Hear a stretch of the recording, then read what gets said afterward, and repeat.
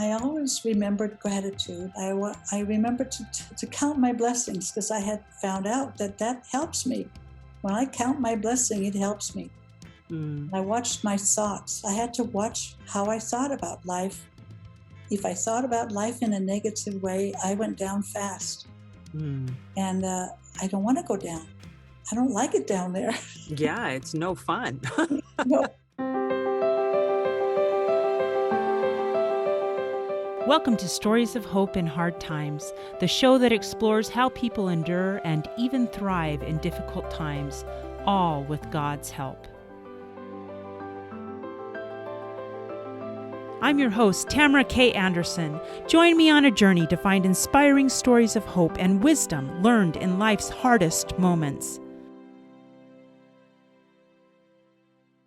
My guest today has lived in both Europe and America. She worked in Arizona as a registered dental hygienist, and for a time she served at the homeless dental clinic there in Phoenix, Arizona. With her husband, she has traveled the world and has finally settled in southern Utah. She is a mother, grandmother, and a great grandmother. And more than anything else, she loves to spend time with her family. I'm pleased to present Karin Ford. Karin, are you ready to share your story of hope? I am. Thank you, Tamara, for having me. Oh, I am so tickled that I get to bring Karin on board. I first heard Karin's story a couple years ago, and I knew at that time, I'm like, oh, I've got to have her on my podcast. So, an interesting fact about Karin is that she has very personal connection to World War II. Why don't you tell me how you are connected to World War II, Karin? Well, I was born in a small border town in Czechoslovakia, right next to Germany and not far from Poland, and lived there for the first 4 years of my life, 4 years and a couple of months. And then my parents decided to leave that country because communism was definitely a fact, and they wanted to raise their family away from communism, which doesn't sound very good. And they made it out of there basically by the skin of their teeth, because the borders to Czechoslovakia closed just that fall, I think it was in 1948. And we were never back during my childhood. Wow, that is amazing. Do you have many memories of Czechoslovakia I before have the war? some memories. I was born during the war, but I was very young when it was over, maybe 15, 18 months. And they had some harrowing experiences there that I was part of, but that I don't remember. But I have particularly have memories of my nanny, a lady named Frau Wanicek, Mrs. Wanicek. Oh, And I loved her. She was basically my only grandma because I didn't have any grandparents. And my memories particularly are with her, mm. which was kind of interesting. Oh, that's beautiful. Well, life started tough It for did. you, It kind of and did. your family did come to the United States. I grew up in Denmark and came to the United States when I was 19, Oh wow! all by myself. Oh my goodness! Yeah. I You have lived with a wonderful family in Downey, California, and I was very fortunate to be sponsored by this family who are also members of our Church of Jesus Christ of Latter-day Saints. I will be forever grateful to them for how they included me in their circle and made me feel at home and loved. wow, that's amazing. So, why don't you take us through to marriage and what that looked like and the day that changed everything? I came to the States in May of 1963, and 3 weeks later to the date, I met the man who was going to be my husband. I didn't know it at the time.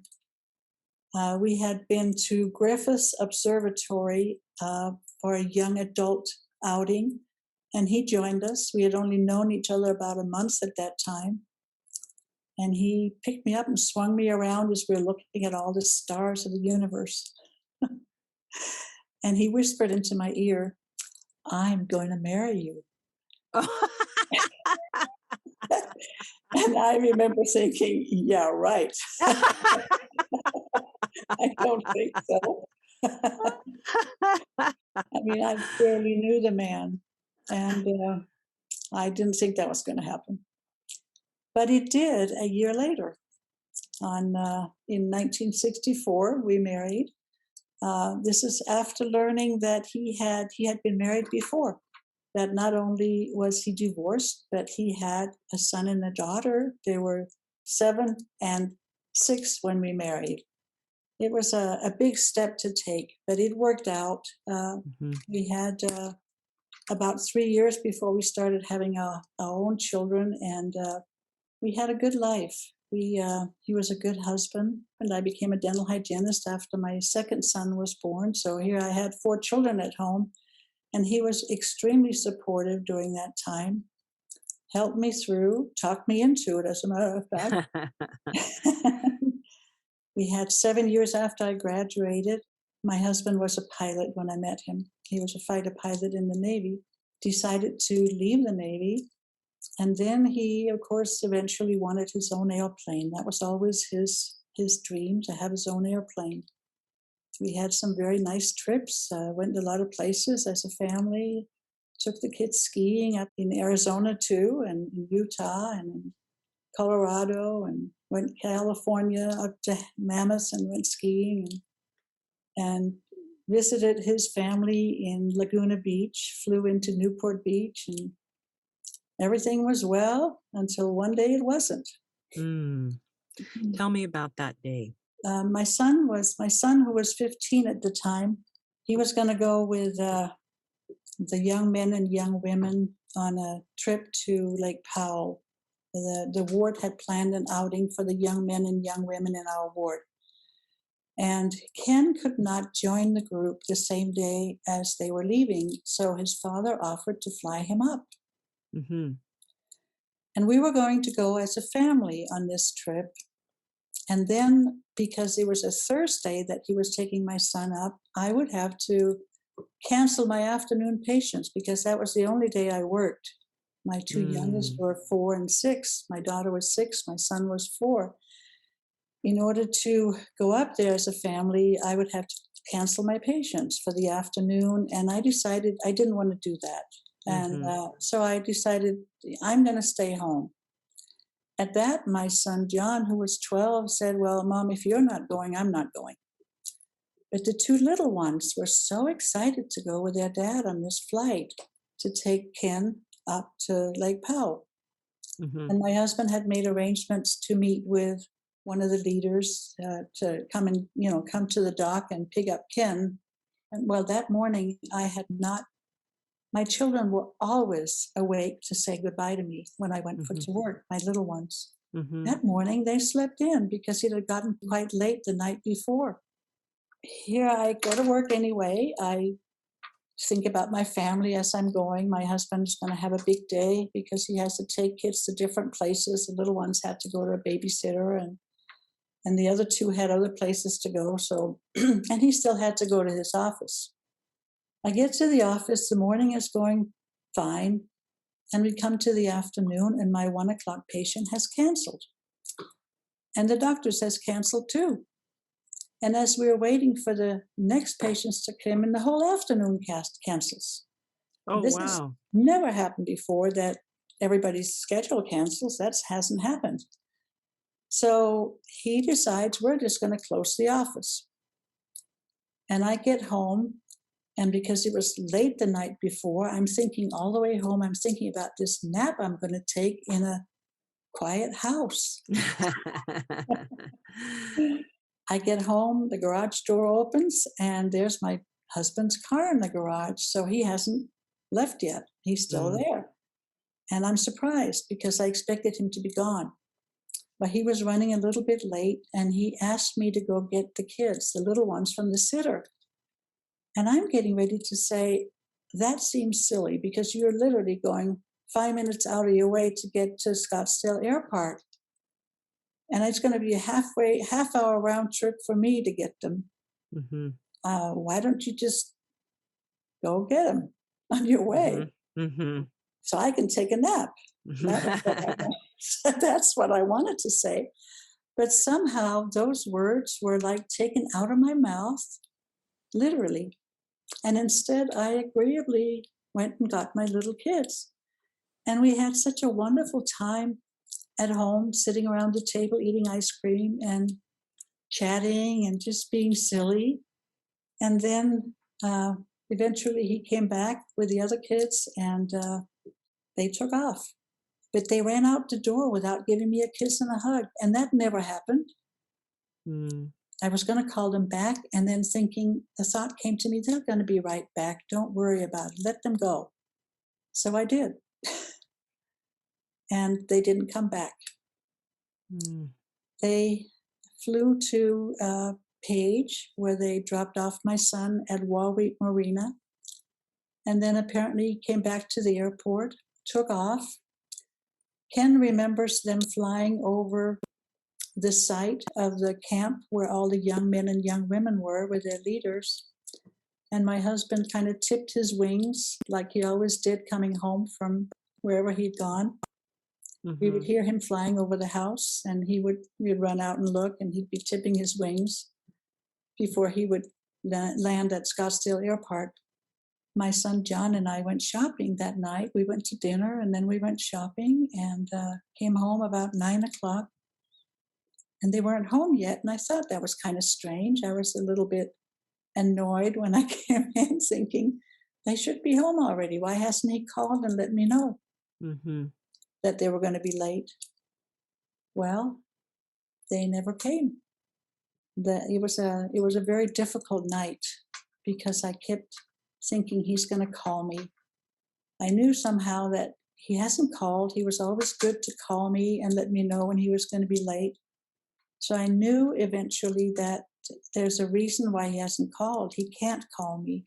He must be down somewhere. And I'm just hoping that I'll hear from him. And I'm trying to stay awake all night. I eventually went and vacuumed my whole house because I was so agitated. I didn't know what to do with myself. I felt like I was going to jump right out of my skin. Yeah. Because I was so worried.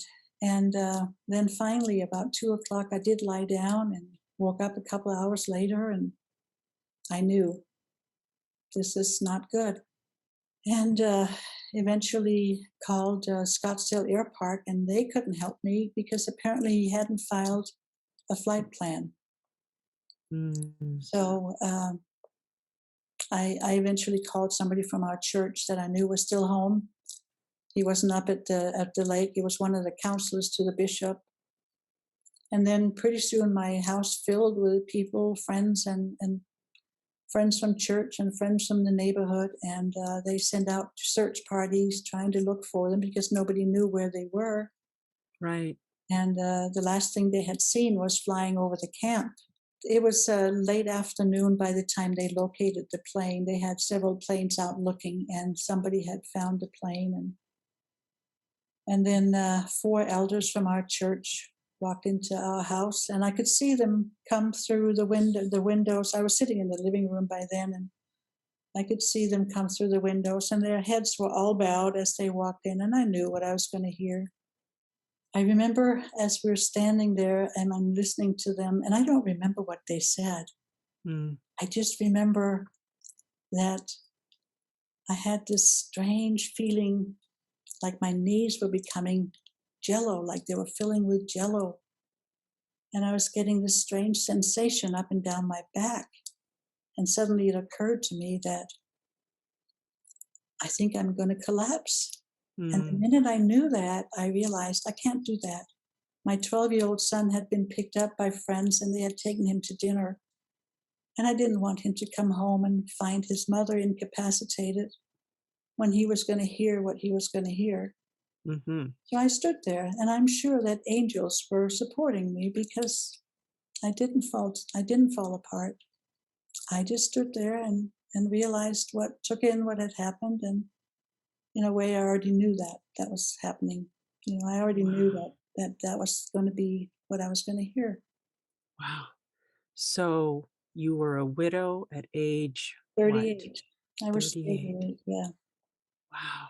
My husband was 46. He was 8 years older than I. And we had, I had raised his two children who were in their mid and I think Stacy was almost 24 and Mark was 25. And then I was left with, and they were up at BYU, and I was Mhm. left with Ken at home who was 15 and John who was 12.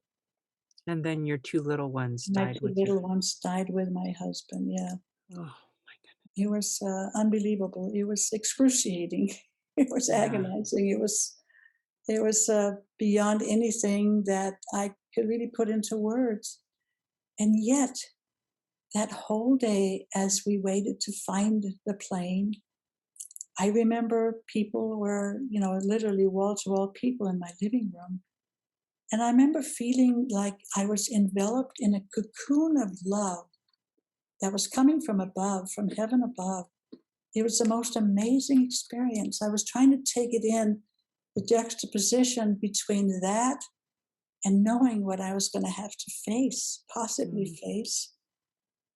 It was amazing that feeling was absolutely amazing. It was literally like I was in a cocoon, softness all around me, love, warmth, and a strengthening that was amazing to me. Was the cocoon still there after you found out he had passed?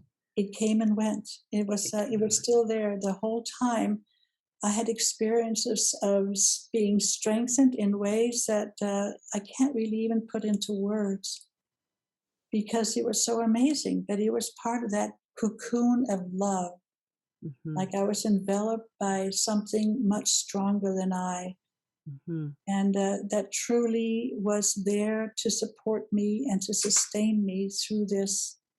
And it has been there throughout. There has been many, many difficult moments, but there's always been that too, the balm of Gilead, that was there for me throughout. And even to the point where one time I remember I was sitting at the foot of my bed. My kids were not home. They were off somewhere, and I was alone. And it was like, how can I be all alone? It's like in the twinkling of an eye, everything has changed. And here I am in my house on a Friday night alone. And I remember sitting at the foot of my bed, wondering how on earth I'm going to go on. And I feel as if my heart is being cupped between his hands. And I hear the words, I know how much this hurts, and I am so sorry. I'll never forget that, because it was so strengthening and so sustaining. He truly did know, because he's experienced everything that we've experienced. Mm-hmm. And it gave me the strength to go on. Wow. My goodness. So, what are some of the lessons you learned while grieving? Well, one of the lessons I learned was, I remember one time grief comes in waves. It's not constant, but when those waves hit, it's literally just taking you away. I mean, it's literally being pummeled in the surf. That's a what good description. it really is. You're just being pummeled in ways that I can't really, I don't have any other words for it besides being pummeled in the surf. I've been there. I lost my top one time. And, but it comes and goes. And when that comes, you really have to hang on tight. And I prayed through it. I studied scriptures through it, and all those things were strengthening to me. That one time I decided I'm just going to wallow in it this time. I'm not going to get out of bed this morning. Yeah. I'm going to wallow in my misery. And then I found out, like about 2:00 in the afternoon, I thought, oh my gosh, I can't do this anymore. This is so much worse than trying to be strong and moving forward and thinking about all the things that I have that I can still be grateful for. Because when I counted my blessings, it made a difference in my life. Counting my blessings made me feel like I can do this. Oh, and yeah. being thankful to the Lord. I I felt like I can do this when I thought about the help that I was getting, because I was always getting help. But just letting it go and wallow in my misery, that was not working. Definitely not working. I tried it one more time just because, and I As you decided, felt like it. because I felt like it. That's right. And then I decided, no, that isn't going to work. That doesn't work for me, because it only takes me to a place I don't want to be. You get to feeling so low and so vulnerable that, there were times where I thought, I could always take my life. Mm, But I decided that wasn't going to work either, because my kids are already suffered enough. I didn't need to put them through that too. right. And I'm grateful for that. It was never really about suicide. It was more having that outlet. Well, if I can't handle it, I can go there. But I knew that Hmm. wasn't going to help me. So Yeah. I had to find strength, and I found it in scriptures. I found it in wonderful friends who were there to help me and sustain me and listen to me, say anything I wanted to say, Yeah. basically, without judging. And I will always love them for that. I had wonderful friends. I remember reading that if you're not going to see a psychiatrist or a psychologist, then you need to have at least 5 good friends when you're grieving that will help you and listen to you. And I had that, and I feel very, very fortunate that they were there to help sustain me. And I believe that there were angels from above who helped me too. I felt the closeness to my Savior again and again. I know there were times where I felt like I'm like a 4-year-old and he's dragging me along and I'm kicking and screaming, but I can't do this. I've had enough. And he keeps telling me, "You can. I will lend you my strength, and you can." And I could, because he did. He Mm, did lend me strength, and I'm so grateful for that. I don't know how people make it through tragedies if they don't have faith in a higher power, in mm. our Father in heaven and Jesus Christ. I don't know how they make it through that. I don't think I could have if I hadn't had that already in my life. Wow. That's beautiful. I'm hearing prayer got you through, scriptures Scriptures connected you got to me. God, Absolutely. and then leaning on God for daily strength, and also having an army of good friends Yeah. to Yes. help and listen while you process the grief, and Absolutely. just supported you no matter, with Yes. perfect love. Absolutely. Absolutely. I remember thinking, the one thing you can't do, you cannot let go of your faith. You have to hang on to your faith through this. This is going to be a test beyond any test you've had, and you've got to hang on to your faith.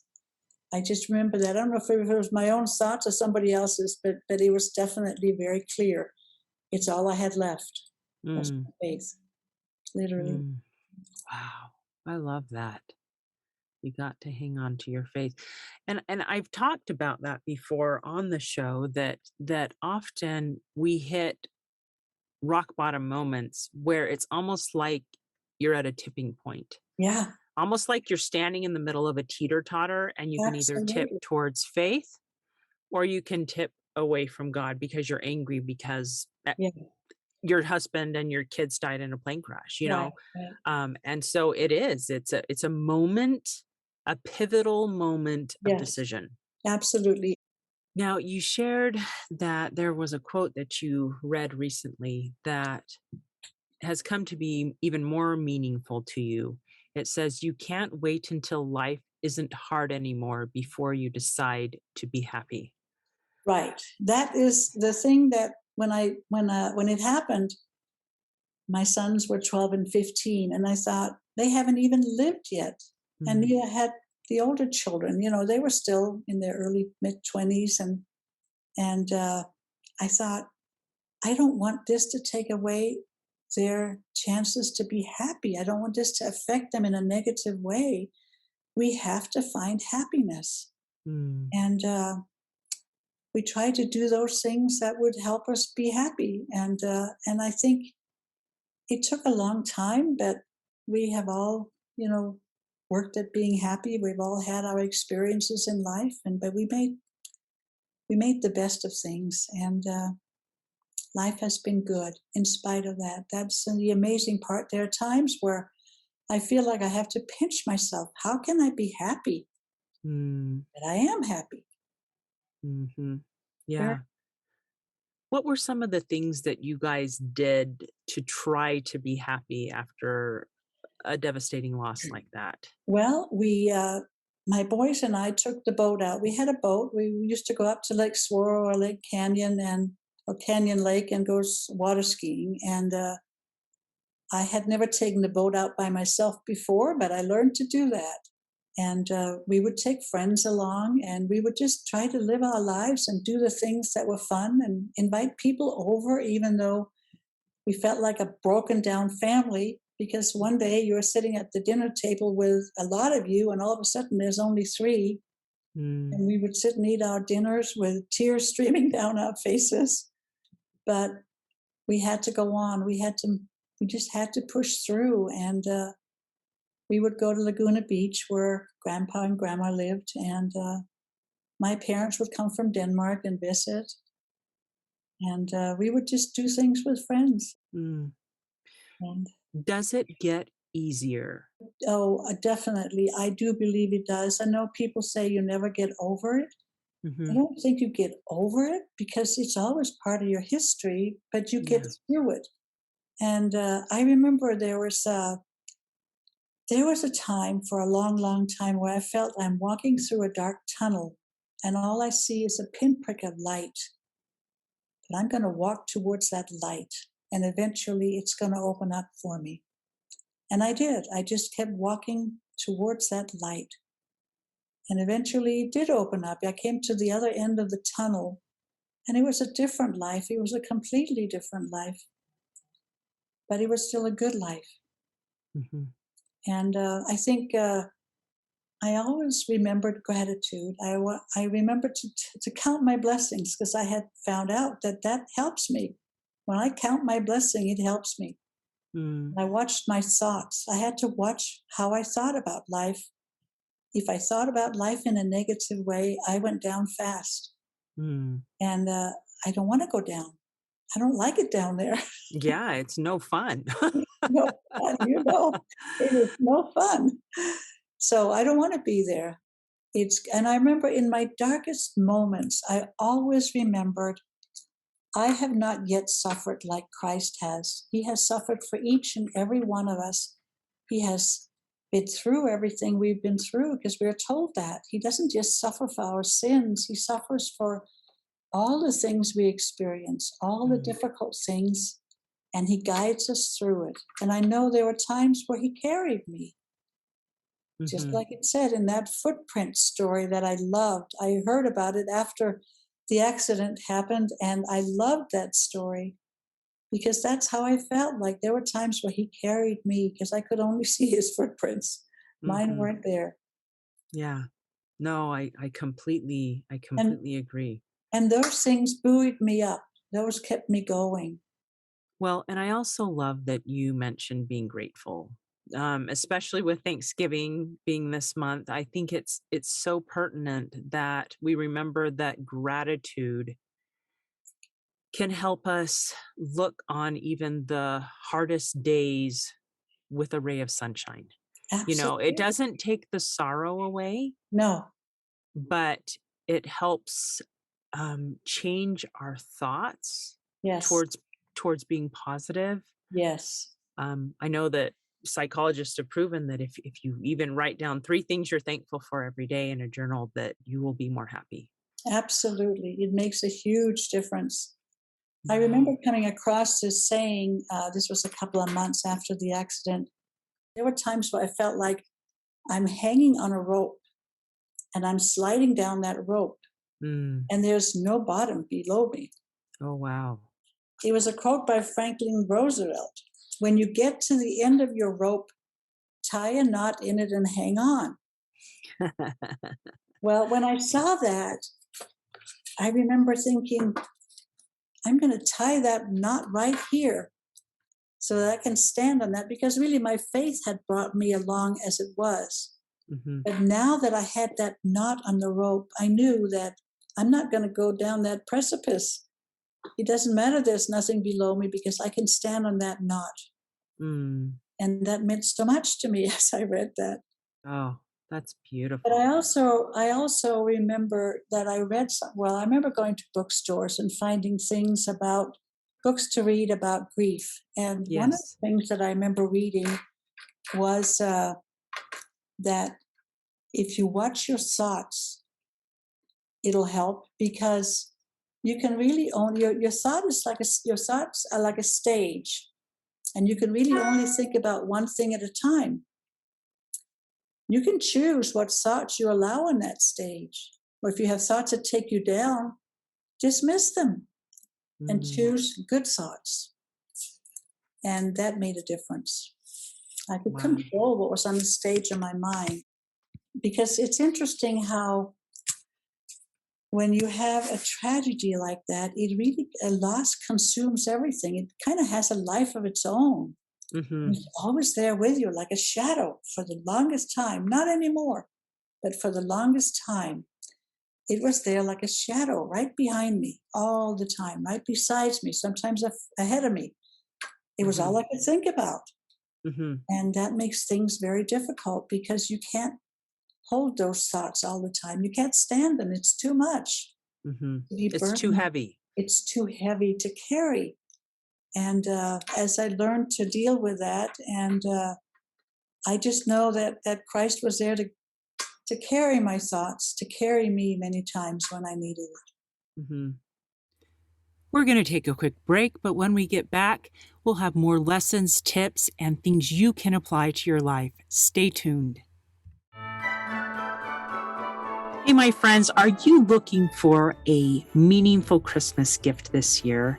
If so, you need look no further. I have a fantastic, sweet short story. I am so excited to share with you my new booklet. It's called A Broken Down Holiday. This is the story of a widowed young mother trying to travel home for the holidays soon after her husband dies and being stranded in the middle of nowhere.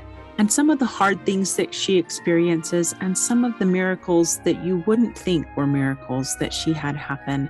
But it is based on a true story that happened to my mother-in-law. It's great for those friends that you're just like, what do I get them? Something simple that's under $5. It's a great stocking stuffer. So if you want to share this message of hope with your friends or family members, check it out, A Broken Down Holiday on TamaraKAnderson.com. And I wish we could say that the rest of your life has been beautiful and without sorrows and griefs. I know. This was not your only airplane tragedy. It was not. No. Why don't you tell us about this second story that impacted you so dramatically? Well, 5 years ago, my son John, who was now 46 like his father, he had an airplane and he had been flying for a while. And on July 4th in 2016, he crashed.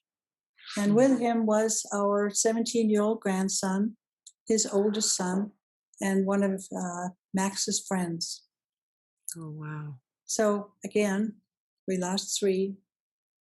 And we started the journey again. This time it was a different journey for me because John and Max were not living with me. We saw them, several times a year. But it was watching my daughter-in-law go through the same thing. Yeah, I bet it was. But from the time John told me he was flying, I knew it was going to happen again. I knew it. Did you? I did. I honestly knew it. It was a matter of time. When John told me that he was going to fly, I decided I'm just going to pray and have faith, and my faith is going to keep him alive. Mm-hmm. But that was not going to be. It was a tough journey. And it was what got me to write my book. I knew I had to write the first time when it happened, but I just never wrote anything that I was satisfied with. Mm-hmm. I had an interesting experience just days before John and Max were also gone. I had what seemed like a chastisement come through my head. It was what admonishment. You never did right. That literally happened like 2 days before they were gone. Mm. And I remember thinking, no, I didn't write. Mm-hmm. And I guess I need to do that. And then a couple of days later, I get the phone call from my son that John didn't make it home last night. There it was. So you said it was different the second time around. You still grieve them, but I grieved for him. I grieved for my grandson, and I grieved so very much for my daughter-in-law and for my grandchildren who were left, because I knew the journey they were going on and Yes. how harsh that journey was and how difficult that it would be for many years. And that was the part that was so hard. So the hardest thing was the empathetic grief Yes, almost. right. It really was. Wow. It was, and just the tragedy of it all happening again. You know, the loss that we also felt not having them come to our house and not them being there when we went to their house. It was those were very heavy moments. Yes. Were you angry the second time around? No, Oh my word. I know, and I read about that. I read about that. That is one. I remember reading that in the 5 Stages of Grief by Elizabeth Kubler-Ross, and I remember thinking how strange that I'm not feeling that. What I did feel was anger at my husband at one time. Really? Yes. I remember having to go talk to the principal about one of my kids. Well, it happened a couple of times, actually. and, and I thought, I am going to kill you for not being here because you should be taking care of this, not me. Mm, This is your job, not my job. mm-hmm. So for a long time, I was actually, yeah, I guess I did have anger. I was angry at him, but not from the start. That happened much later. And so I guess it's not fair to say I didn't have anger, but I never had anger at God. Mm, This was in the stars. mm-hmm. And I accepted that. I think I accepted it through the atonement of Jesus Christ. I think he helped me accept it, Mm-hmm. because there really isn't any way to get over something like this besides accepting it. I think I did not want to be angry. I don't like that feeling. It's not a pleasant feeling when you're angry. I just wanted to be happy. I've always wanted to be happy. That's been my goal in life, to have happiness in my life. And then to have this happen, I thought, well, we're going to have to find it anyway. There's Yeah. got to be a way. Find happiness anyway. Yeah, find it anyway.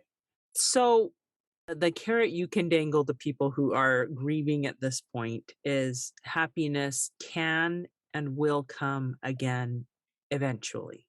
If you want it, if you If you want it. if you let it.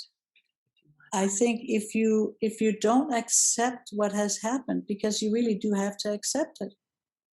You have to accept it on all levels. And if you don't do that, I read a lot of people, because I still love to read things about people who have had losses in their lives. Yes. And when I hear people say that you never get over it and they've suffered for years, I'm just not somebody who likes suffering. And that, I think, it continues if you don't handle it the right way. Yeah. If you stay in that suffering mode, which basically is what I really truly learned when I stayed in bed on those 2 occasions. It's like, Mm-hmm. man, if I just want to be miserable, this is how you do it. Mm. I don't want to be miserable.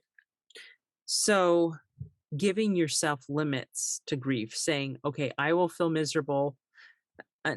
Maybe I'm going to grieve this morning in my bed, but this afternoon I'm going to get out of bed and I'm going to move forward. Setting limits Yes. to the amount of time you allow yourself to grieve so that you can begin slowly moving forward with life and choosing happiness. Choosing happiness and choosing to go on and doing things that you've always done, or learning new things, just move forward. Don't stay in that loss, because when you do, it's just going to be misery. Mm. Yeah. I Mhm. remember after John and Max were gone, I remember we didn't find them for the longest time. They crashed in the ocean off the Oregon coast, and they were lost in the ocean, and they had divers out looking for them. My son happened to be one of those rescue divers. Oh, Uh, wow. there was his team and other teams who were out looking for them. I remember thinking about them lying on the ocean floor was not a very pleasant thought.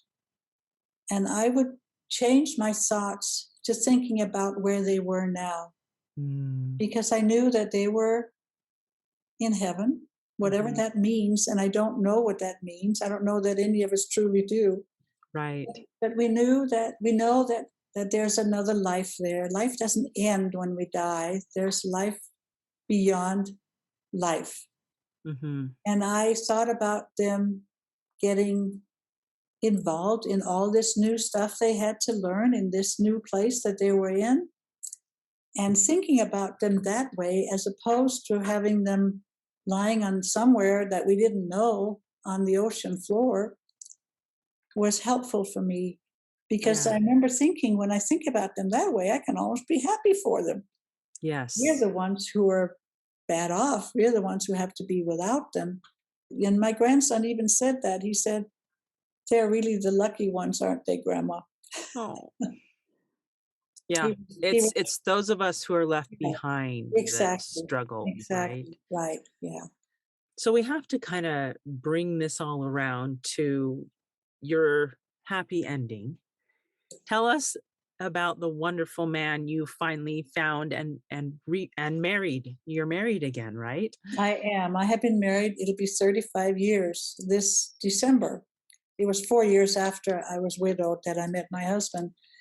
And we were married 4.5 years to the date of the accident. Oh, wow. Yeah. And at the time, we thought, well, we can probably certainly have. You think you're old when you're 40, and you're not. and and we were thinking we could certainly have 25 years, maybe 30 years. My husband is a type 1 diabetic, so we had that going against us. And Mhm. we thought 30 years for sure. After that, we're not sure. And here we are almost 35 years later, and that's pretty amazing. And life has not been without its ups and downs, but it has been a good life. We have blended our families, and it has been truly wonderful. And I'm so deeply grateful for that second chance of happiness, because I think when he came into my life, that's really when things started to change, really change. Mm. A new focus, a new opportunity, and a new time to build a different life. Oh, it's so encouraging to see that love is possible after loss, Love is possible after loss. that life is possible after Life loss. is possible, but I think you really do have to want to have that. Mhm. You have to want to let go of the other in a way. For the longest time, I hung on, and the memories and the feelings of wanting them back was there for a Mhm. long time. But I knew that that wasn't going to happen. Yeah. No, no, no, you're right. Not how it works. I Yeah. knew I had to look forward. I had to move forward. I had to go on, and we all did. So it's almost a matter of which way you face. You either face back and Yeah. continue grieving Yes. the loss, or you look forward to the future with hope and with faith. But you have to process the past in order to move forward, right? I think that is very true. Absolutely. My goodness. Well, you have just been such a wealth of information. Would you mind telling us a little bit about your book that you just released that Uh-huh. talks about this experience and your journey through the grief and onto the other side? When I had that episode where just days before John also left, when I had the impression that I should write my book, Mhm. um, I knew after I heard that, when we knew that John and Max were gone, that I had no choice. I had to write the book. And I also knew that perhaps this was another way that the Lord gave me to overcome the grief that I was now having to go through again by this additional loss. And that's for 2 years, I basically sat in my chair and wrote. It helped so much to write my book. I truly am grateful. Even now, as I look back, I'm old, and it's all good. The older I get, the closer I come to seeing them all again, and what an amazing experience that will be. Life has been good. I'm grateful for the adversity because of the lessons I've learned, particularly my lesson of the love of our Father in heaven and Jesus Christ. They have been with me in most amazing ways, and I know they love us beyond measure, beyond anything we can even comprehend. And that is the experience that I've had, and I'm grateful for that experience. Oh, so tell us the title of your book and how it ties into your favorite verse of scripture. Well, the title is Be Still, and it comes from Be Still and Know That I Am God, because that was part of my experience many times. It would, I guess, pass through my soul, my heart, be still and know that I'm God. And there was another scripture that, I guess it's Proverbs, 3, 5, 6, where it says, trust in the Lord with all thine heart and lean not unto thine own understanding. In all thy ways acknowledge him, and he will direct thy paths. That was a verse that went through my soul that first day as we sat and waited for my husband and my children to be found. It was going through again and again. I felt that impression of that scripture. And I clung to those words, and I knew that whatever you do, do not let go of your faith. It'll take you through this. And it has indeed done that very thing. Oh, well, you're such a great example of sticking to your faith, even through extreme moments of grief and sorrow and sadness. Another thing I noticed as you were talking about writing the book is that writing is a good way to help process grief. We talked earlier about how after your husband died, that you ended up processing a lot of the grief by talking to your earthly angels. Yes. And interesting how God gave you a different avenue to process the second set of grief when your son died through writing. And it seems like we have to process it either verbally or written, but somehow we have to process it. Absolutely. I think if you don't process it, you probably go crazy. Yeah, probably. I think you do. Oh my goodness. Now, a couple of resources, and then we'll get your contact information before we close. But you mentioned the book by Elizabeth Kubler-Ross on the 5 stages of grief being a good resource for you. Were there any other resources that you found particularly helpful as you processed grief? I remember coming across the book by C.S. Lewis. He lost his wife. I guess he was married late in life, and then they weren't married very long, and she passed away from cancer. And he wrote the book, A Grief Observed. I remember a friend came to my home a week after the accident, the first time. She had had an accident and lost 2 children, and she brought me a booklet by a former president of the church, Spencer W. Kimball. And that booklet is entitled Tragedy or Destiny. Now that book, that little booklet, it's only 11 pages long, was an amazing help to me right from the start. Because of the things I know, this is a book, of course, that talks about from a standpoint of the Church of Jesus Christ of Latter-day Saints. But it resonated with me. It helped me tremendously. I think that's the book that probably helped me not to feel anger at God, along with some of the other things that I experienced.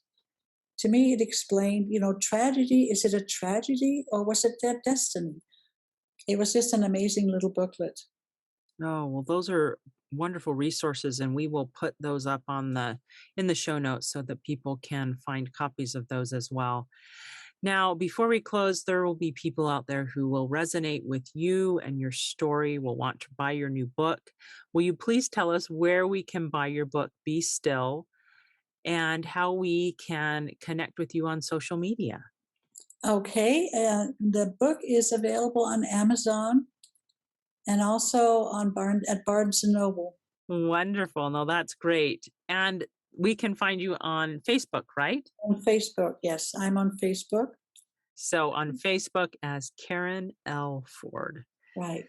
Wonderful. Well, this has been so amazing, Karin. Thank you so much for sharing your beautifully worded story of passing through the refiner's fire and coming out with peace and being able to be still through some of the most difficult things that I can even imagine. Thank you for your great example and for sharing how you made it through with God's help.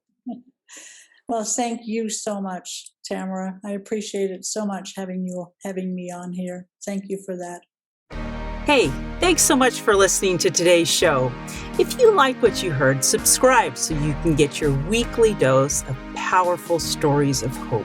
I know there are many of you out there who are going through a hard time, and I hope you found useful things that you can apply to your own life in today's podcast. If you would like to access the show notes of today's show, please visit my website, storiesofhopepodcast.com. There you will find a summary of today's show, the transcript, and one of my favorite takeaways. If someone kept coming to mind during today's episode, perhaps that means that you should share this episode with them. Maybe there was a story shared or a quote or a scripture verse that they really, really need to hear. So go ahead and share this podcast. May God bless you, especially if you are struggling, with hope to carry on and with the strength to keep going when things get tough. Remember to walk with Christ, and He will help you bear the burden. And above all else, remember, God loves you.